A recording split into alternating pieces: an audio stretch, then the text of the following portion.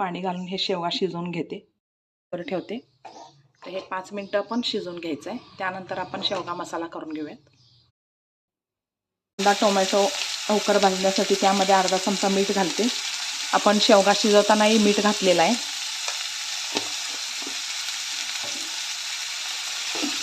आता मीठ घालून हे चांगलं परतून घ्यायचं आहे. सॉफ्ट होईपर्यंत परतून घ्यायचं आहे.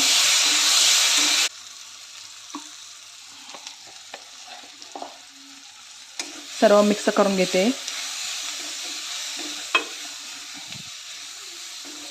आता हे शेवगा ह्यामध्ये घालते.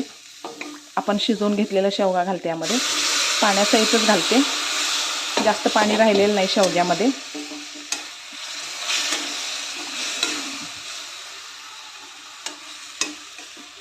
व्यवस्थित मिक्स करून आता ह्याच्यावर झाकण ठेवून वाफेवर ही भाजी शिजवून घेते. आलं आणि लसूण शेवटी घालायचं आहे, म्हणजे त्याचा स्वाद शेवटपर्यंत टिकून राहतो. शेवगा मसाला घेतलेला आहे. मस्त अशी हेल्दी रेसिपी तयार झालेली आहे.